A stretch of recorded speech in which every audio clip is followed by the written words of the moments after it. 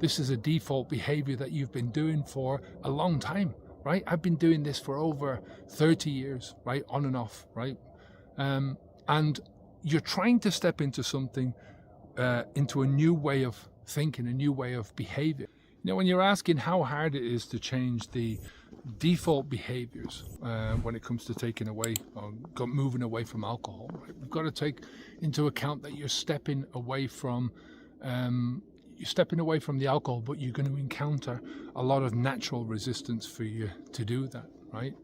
Alcohol, as we've said, it becomes the habit, which means that it becomes the default thinking, it becomes the default behavior in many different areas of your life. And the more you've been drinking, the more areas of your life that this is going to encompass. So when we decide to change, we're essentially stepping outside of that comfort zone that we're used to doing.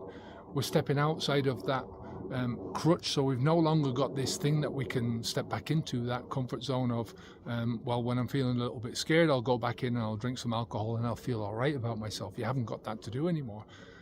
You're stepping outside of, this is a default behavior that you've been doing for a long time, right? I've been doing this for over 30 years, right? On and off, right? And you're trying to step into something, into a new way of thinking, a new way of behaving. You're trying to step into the life of a person that you want to be, but it's only a part of the life that you want to be. It's only partially there, right?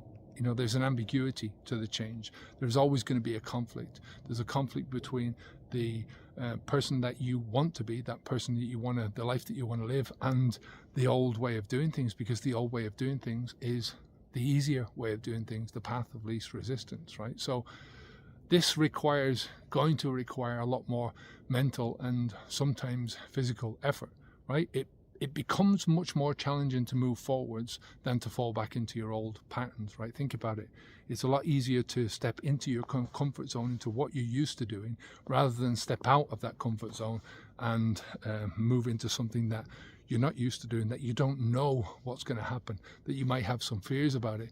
I mean, the obvious solution is to do it bit by bit, right? The brain is naturally going to resist because it's going to take more time, it's going to take more energy. There's a lot more uncertainty with moving forwards. But it helps to think of the habit as a set of default behaviors, as a set of default behaviors, rituals, mind sequences, thoughts, and you break down things like that.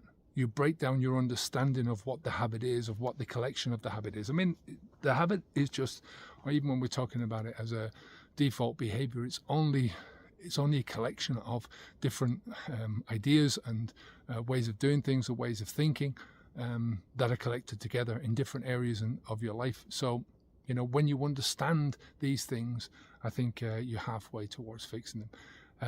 Take care of yourself. If you want to walk this path with us, visit habitsv2.com. Onwards and upwards.